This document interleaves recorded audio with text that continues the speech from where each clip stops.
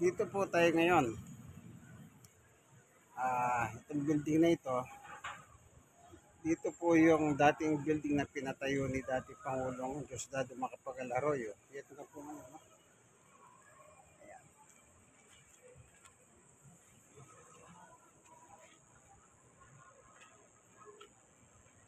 Akyat po tayo rito, no? Kasi sa 4th floor. Meron tayong titignan. Mukhang nidahan yata rito. Sa likod. Ayun, meron nga. Dan tayo sa likod. Ayan.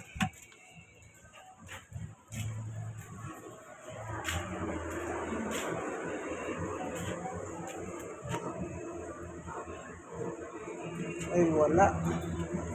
Kala ko meron, wala pala. Dito tayo. Wala pa ang dahan doon. Kala ko meron para makita natin. Ibali. Hindi tayo pupunta. Nga lang, exercise po ito. Yan kasi paakyat, oh. Paakyat. Nga lang, dito na tayo magdahan. Ayan. Hindi nyo makikita. Oh. Paakyat. Parang exercise po. Exercise tayo. Ayan.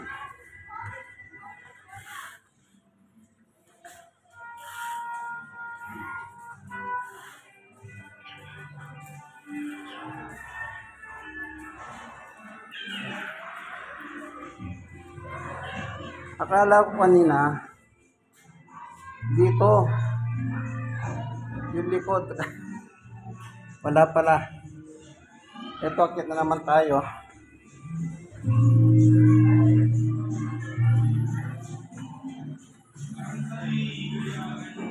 Ayan.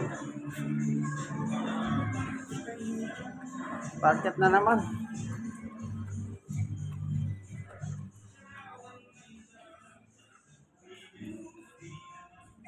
Oh, another.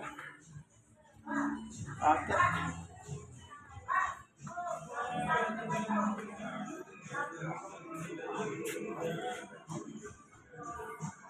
Yan po yung Vitas River.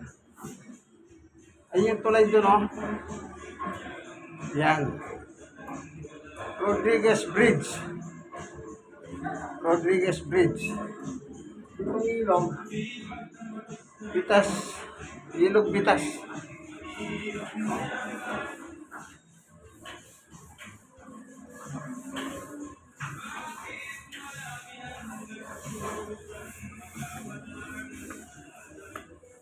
Kakyat. Ito dito.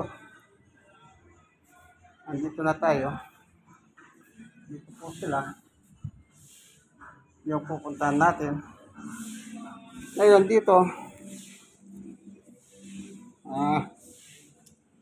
Tawag dito. Ayan. Meron siyang exercise dito, oh.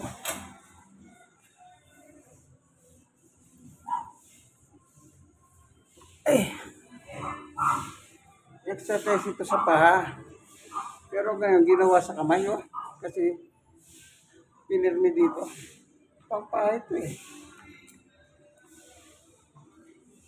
Exercise tayo. Po.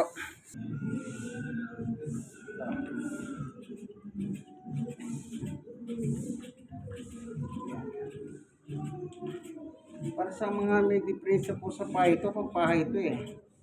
Pero yung may-ari nito, stroke po siya. Yan, ginaganyan yung kamay kasi yung isa kamay niya hindi niya may tahas. Kaya ginagamit ng ganito ito. Yan, ganyan. O, nakita niyo po. Ang problema, ano pwede magtanong? Anong lugar ito? Ito anong lugar? O, barangay 99 nga. Ano tawag dito? Bitas? Ano? Bitas low rice. Ha? Bitas low rice. Bitas Low Rice. Ayun. Lugar para ng Bitas Low Rice. Barangay 99, Sonig, District 1, Tondo, Manila. Ito po yung dating pinatayo ni Diosdado Macapagal Arroyo na luma na yung building, kaya pinabago. Kaya maganda na po para sa mga mahihirap sa Manileños. O, pagkagaganyan mo nga naman, may exercise yung dalawang kamay mo. Pag stroke ka,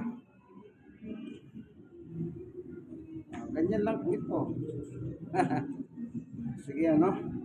Bitas Low Rice, Barangay 99. Ano po? Pumatok na po tayo rito. Yung pupuntahan natin, ano? Sige. Ayan, no? Ganyan yan. Para yung kasing stroke, hindi may taas yung isang kamay. Kaya i-exercise niyang ganyan para lumakas. Ganyan po ang purpose niya. Kaya nila, pinurmi nila dyan.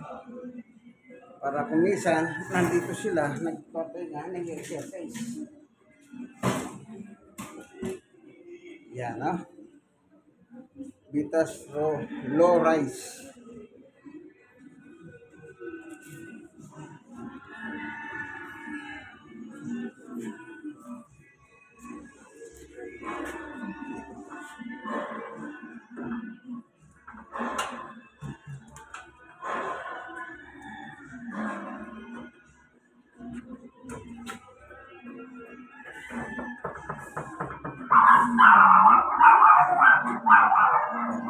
Tumatawal na yung aso. Ha?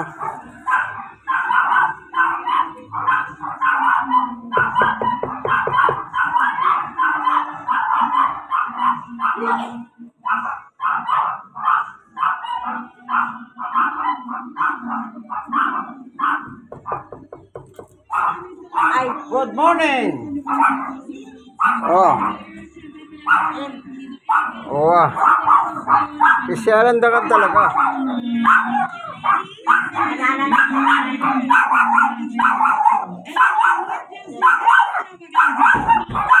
Di kaya ba mo?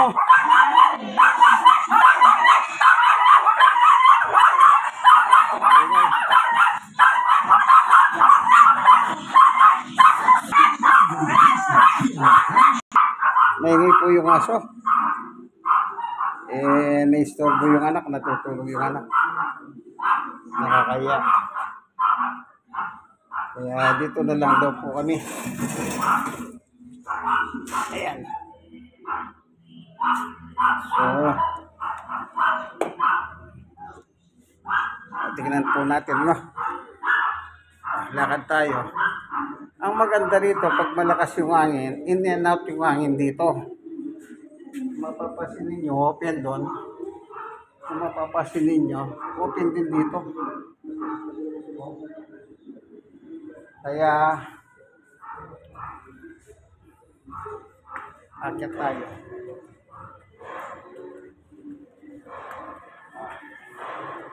Ito, open.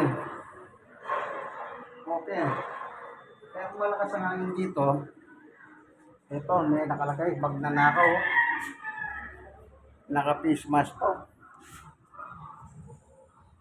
Baka magkilala ninyo, magnanakaw, nakalagay o magnanakaw. Ayan na. Walang pangalan, naka-face mask, talaga magnanakaw talaga. Ayan o, medyo malamig ang konti ang hangin. Nararamdaman ko, bababa tayo.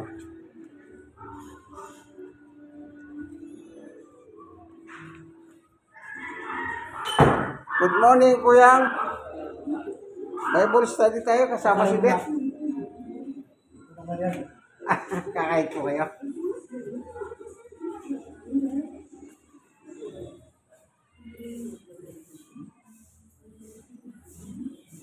Kaya tagusan yung hangin. O, get tayo rito.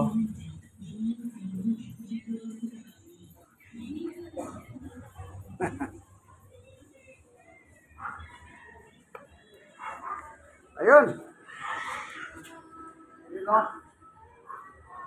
Yung tulay na yon, sa kabila, Rodriguez Bridge. Ito naman, ang ilog nito, Vitas River. Yan. Yung banda ron, yung mga building sa taas doon, ang tawag naman nila doon, Barangay 128 Sontel, Balot, Tondo, Manila. Yun po yung Smoky Mountain nung araw.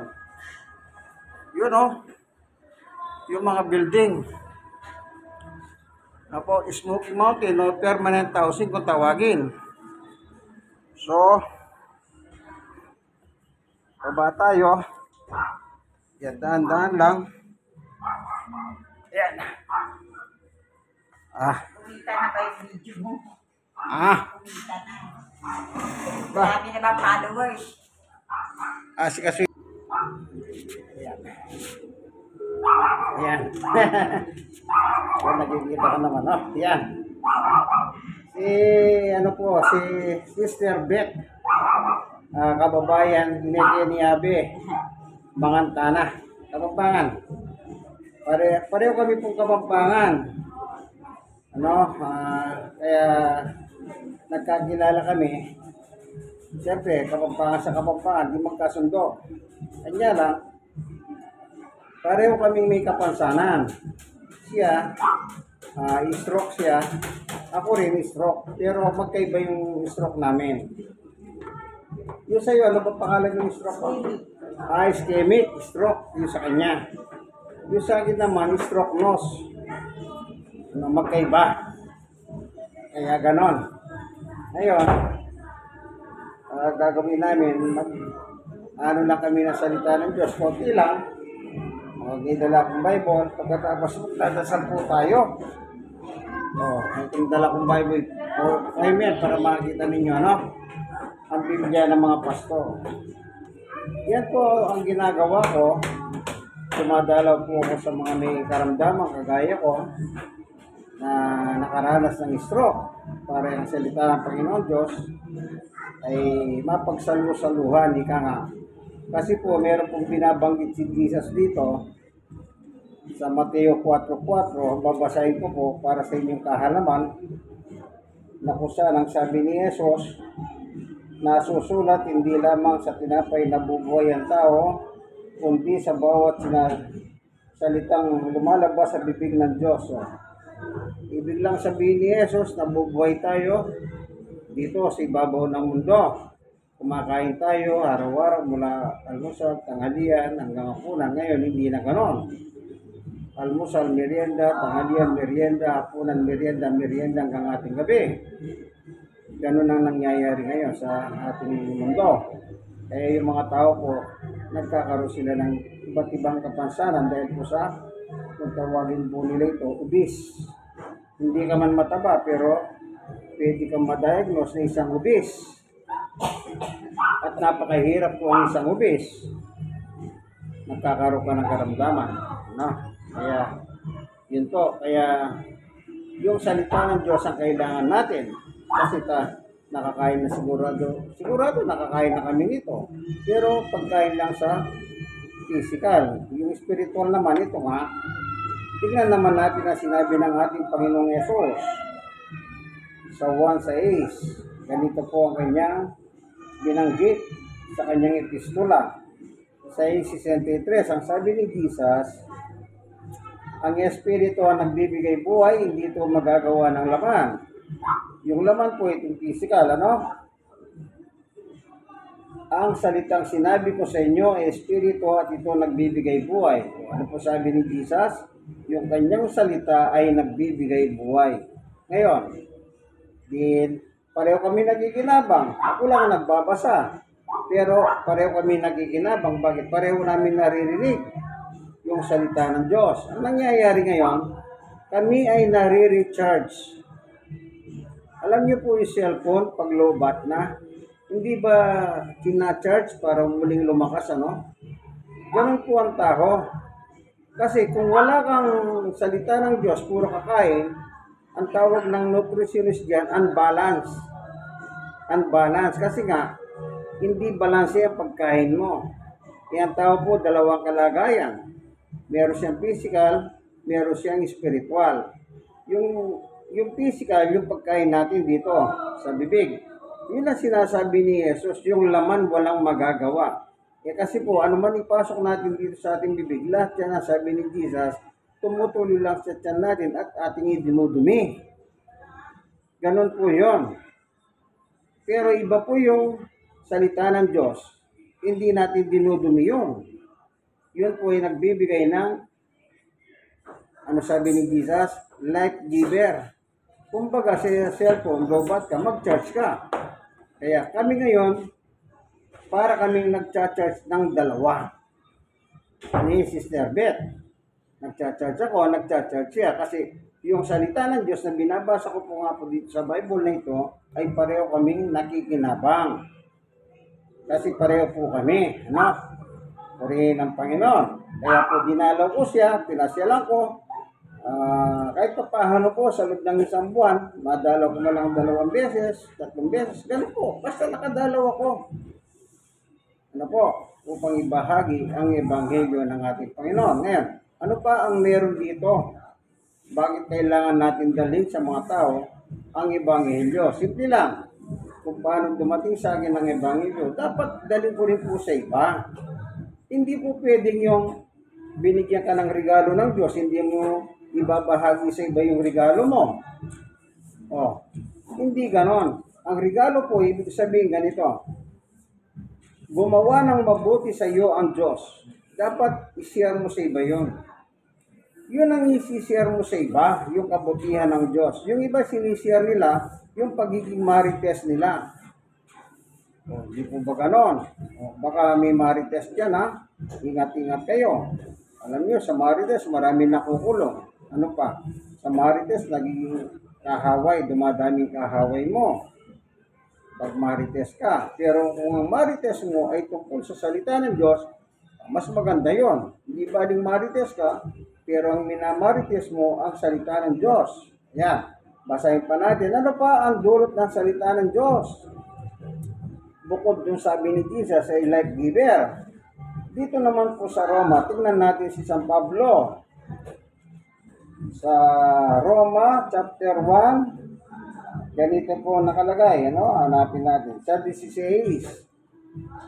Ang sabi ni Pablo, hindi ko inahiya ang magandang balita. O magandang balita po, kung ating susuriin, ang kahulugan ng magandang balita, ayon kay San Pedro, maganda po, binabasa natin ito by verse kasi doon lang natin makikita yung evidence, hindi yung na nagsasarili tayo ng konklusyon. Wag naman.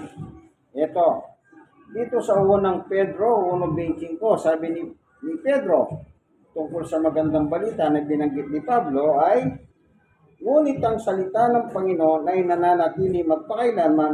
Ang salitang ito ay ang magandang balitang ipinangangaral sa inyo. Ngayon, nalaman na natin na yung salita ng Diyos pala ay magandang balita. Kaya pag sinishare mo ito sa tao, para mo sinasabi sa tao, ay magandang balita sa ito. Hindi masamang balita, kundi magandang balita para sa iyo. Kaya kanina, nang magbukas si Sister Beth, ano sabi ko? Magandang umaga, dinadalaw kita. Anong gagawin ko? Hindi para makipagbuntahan, upang dalhin sa kanya ang mabuting balita na sinasabi ni Apostol Pablo. Okay, balik tayo kay Pablo. Roma 1:16. Hindi ko inahiya ang magandang balita. O kita nyo po, magandang balita, sapagkat ito ang kapangyarihan ng Diyos para sa kaligtasan ng bawat sumasampalataya, una sa mga Hudyo, gayon din sa mga Grego. Ano po ang dulot pa ng magandang balita o salita ng Panginoon? Ang sabi niya, ito ang tagapagligtas. So, sa pamamagitan ng iyong pakikinig, magtatamo ka naman ng kaligtasan. Habang nakikinig ka, yung kaligtasan naman, balikan natin si Pablo. Sa 2 Tesalonica, meron po siya sinasabing ganito. Ito, babasahin ko. Ang sabi niya, sa 2:14, 2 Tesalonica tinawag kayo ng Diyos sa pamamagitan ng magandang balita. O, pagka binabalita mo ang tungkol sa Diyos, ang Diyos po ay nananawagan. O, parang ganito. Sa oras na ito, tinatawag siya ng Diyos. Sino tinatawag ng Diyos? Si Sister Beth po. Kasi nakikinig siya ng magandang balita. Okay, tuloy natin. Tinawag kayo ng Diyos sa pamamagitan ng magandang balita na ipinahayag namin sa inyo. O, sabi ni Pablo, yung ipinahayag namin sa inyo. Ano ba pinapahayag ni Pablo? Ito nga po, binabasa ko. Salita ng Panginoon, ang kanyang kinukwento. Okay? Tinawag kayo ng Diyos sa pamamagitan ng magandang balita na ipinahayag namin sa inyo upang makasama kayo sa kalwalatian ng ating Panginoong Jesucristo. Ang purpose is, sabi ni Pablo, gusto kitang makasama. Ngayon, parang ganito yan. Halimbawa, ako si Pablo. Pinasyalan ko po, dinalaw ko si Sister Beth. Ang sasabihin ko, ito yung magandang balita sa iyo na gusto kong makasama ni Apostol Pablo sa kalwalatian ng Panginoon Yesus. Ibig sabihin, gusto niyang makasama sa piling ng Panginoon sa langit. Yun po yung ibig sabihin ni Pablo. Kaya yung mga tinatawagan sa pamamagitan ng pangaral ng magandang balita o salita ng Diyos ay nagyayaya. Imbitasyon. Niyayaya ang bawat nakikinig na makasama sila sa piling ng Diyos sa langit. O, hindi po ba napakagandang balita yan? O, chismis yan. Pero ano nang dulot? Yung tao, kailangan, makasama ni Pablo ayon sa kanya sa kalwalatian ng ating Panginoong Yesus. Siyempre, saan? Natural, hindi sa langit. Tagalangit po si Yesus eh. Pero kung tatanggihan mo, halimbawa, dumating ang panahon, tinatanggihan mo, wala naman po akong magagawa ron. Buhay niyo po yan eh. Pero mas maganda sana, sama-sama tayo. Kasi, eto pa sulat ni Pablo, hindi gusto ng Diyos ang tao mapahamak, kundi ang gusto niya ang tao magkaroon ng kaligtasan. Ito po, babasahin ko sa 1 Timoteo chapter 2, 3 and 4. Babasahin ko. Ito ang mabuti at nakalulugod sa Diyos na ating tagapagligtas. 4. Ibig niyang ang lahat ng tao ay maligtas at makahalam ng katotohanan ito. Anong gusto ng Diyos? Lahat ng tao, lahat tayo. Wala po sino-sino dito. Mayaman ka, mahirap ka, may sakit ka, wala ka sakit, bata ka, matanda ka. Pare-pareho lang po tayo sa Diyos. Ang gusto ng Diyos, isa lang. Alam niyo kung ano yan. Lahat tayo maligtas. Kaya po pinangangaral ang mabuting balita. Kasi habang pinangangaral mo ito, ang Diyos ay tumatawag sa iyo. Parang ganito. Laman cellphone eh. Pero pag nakikinig ka, pinaparamdam ng Diyos na tinatawagan ka niya. Hello? Parang ganon. Hello? Nandiyan ka ba? Nandiyan ka pa ba? Parang ganon. Nag-i-invite siya na pupunta sa langit. Yan po ang magandang balita. Yung ang isang tao, ini-invite niya para sila ay makasama sa langit. Kasi po, ang gusto ng Diyos, lahat tayo ay mapunta sa langit.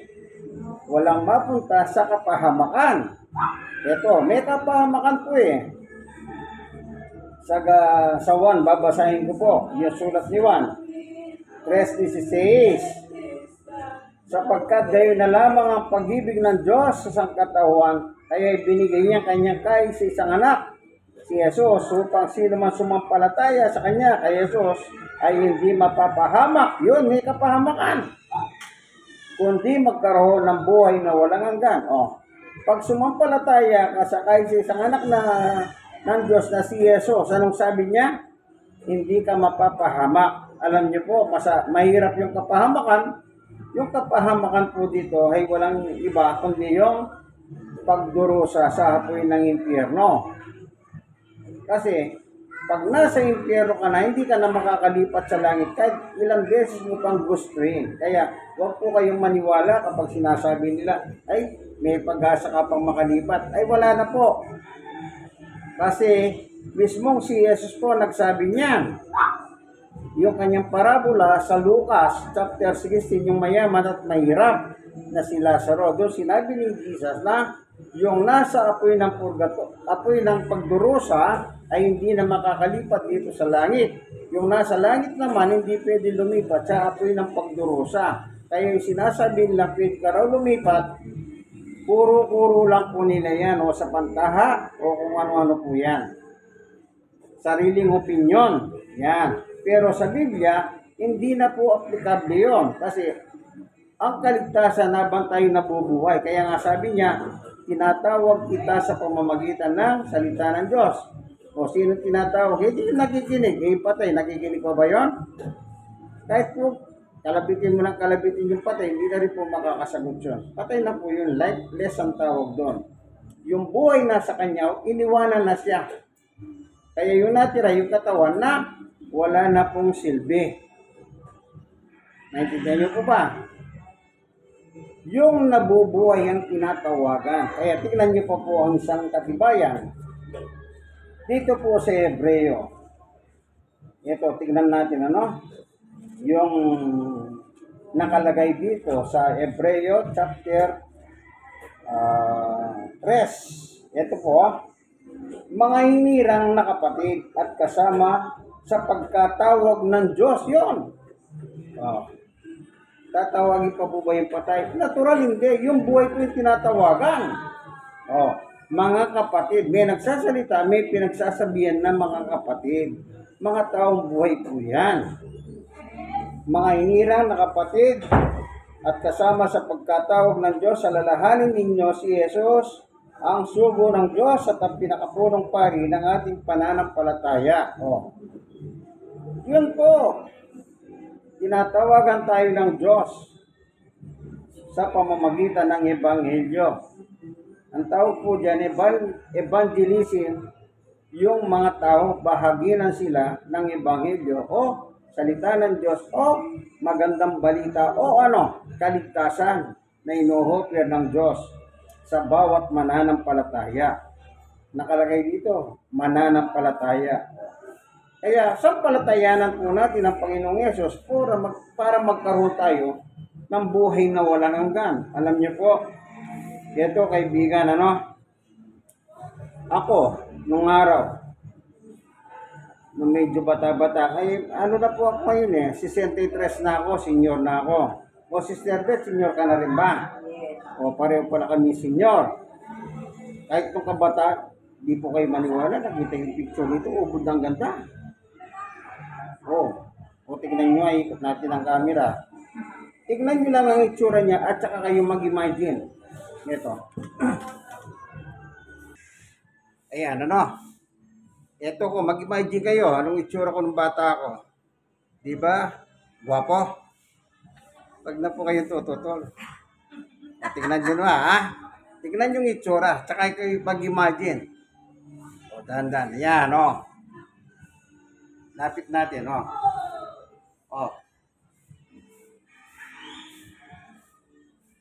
Nakita ko yung picture niya. Maganda po siya. Kasabihan, kung gusto mong mag-asawa ng maganda, pumunta ka sa Pampanga. Hindi ko naman po sinasabing pangit yung hindi taga Pampanga. Nagkataon lang. Pareho po kaming taga Pampanga at Kapampangan. Siyempre, Kapampangan, sino po promote mo? Di kapwa mo Kapampangan. Ganun lang po yun. Wala paninira. Kaya maganda po siya. Yung picture niya. Bakit? Alam nyo? Nagja-Japan pa nung araw pala yan. Yung bang maganda, hindi ubra sa Japan. Kung yun nga pong Huwag na lang. Baka sabihin nyo, naninira na naman ako. Kung yung walang itsura po, umubra, di lalo na yung mas maganda. Hindi po ba? Nung kabatahan niya, siyempre, senior na po siya. Wala naman pong maganda ko noon hanggang ngayon, gano'n ang itsura mo. Natural, nagbabago. Pero yung itsura mong maganda, hindi po nagbabago. Bakit? Regalo ng Diyos yan. Amen. Kaya yun po ang aming atid sa inyo ni Sister Beth. Yun tungkol sa magandang balita na ang gusto ng Diyos, lahat po pala tayong tao maligtas. Hindi niya po pala gusto na tayong mga tao mapahamak tayo sa apoy ng pagdurusa, kundi ang gusto niya, lahat tayo maligtas.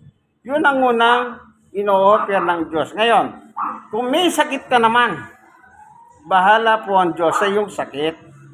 Yung doktor nga, doktor nagkakasakit eh. O, sipin nyo, doktor nagkakasakit. O, abogado nagkakaroon ng kaso. Kaya kumukuha ng abogado. Yung doktor, pagka nagkasakit, kumukuha siya ng doktor para tumingin sa kanya. Tayong mga tao, pag nagkasakit tayo, kailangan natin ng doktor at higit sa lahat, kailangan natin ng Diyos. Bahala ang Diyos magpagaling sa atin. Amen.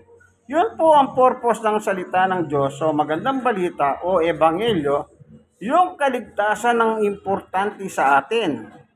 Pangalawa na lang po yung kagalingan ng ating sakit. Ito, tanong ko kayo ha. Nakakita na ba kayong taong gumaling na hindi nagkasakit? Oh, lahat ng gumagaling nagkakasakit po. Tandaan nyo po yan. Walang taong gumaling na hindi nagkasakit. At nangyayari pa, ano sabi nila? Ba't siya namatay? Nagkasakit siya. Oh, kita nyo po? Nagkasakit siya. Kasi nasa ibabaw ng mundo po tayo. Ang mundo po natin kinalalagyan ay puno ng bakterya. Dahil puno ng bakterya yan, damay-damay na po tayong lahat dyan. Maganda ka, hindi ka maganda, gwapo ka, hindi ka gwapo, mayaman ka, mahirap ka. Pare-pareho po tayong nakakaranas ng dinadapuan ng bakterya. Kaya payo ko sa inyo, inom kayo ng maraming vitamin. Total lang, vitamin ko, limited naman yun eh.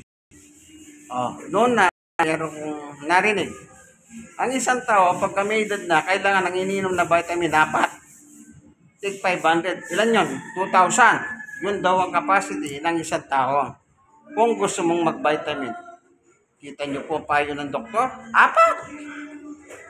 Kaya ang ginawa ko noon, uminom ako 4. Oh. Pero, siyempre, sa Diyos ako nananalig. Kasi Diyos lang po pwede makatulong sa atin. Sige po, ano? Hanggang dito na lamang ang ating munting video. Sana meron po kayo natutunan sa amin dalawa ni Sister Beth, ano? Kaibigan, isa lang ang gusto ko. Request. Anong request ko? Mag-like na kayong mag-like. I-share nyo ito. Ano pa? Kayong mga na-sharean, mag-share kayo. Ganun lang po. At isa pa request. Ano yun? Mag-subscribe po kayo. Yun lang po. Wala nang iba. Sige po, ito pong inyong kaibigan kay Jesus, Brother Manny Bautista, Sister Beth naman po, Absalon. Nandito po kami ngayon sa, anong lugar ito, Sister Beth? LRB. Tenement. Ayun. Ito pong tenement na ito, yung dating tenement ni pinatayo ni dating Pangulong Diosdado Macapagal Arroyo. Pero luma na kasi yun, pinabago na po nila. LRB na. O, yun na po pala pangalan ngayon, ano? BLRB. Ayan, BLRB daw po. Barangay 99, Zone 8, District 1, Tondo, Manila. God bless at all po sa inyo lahat. Bye-bye!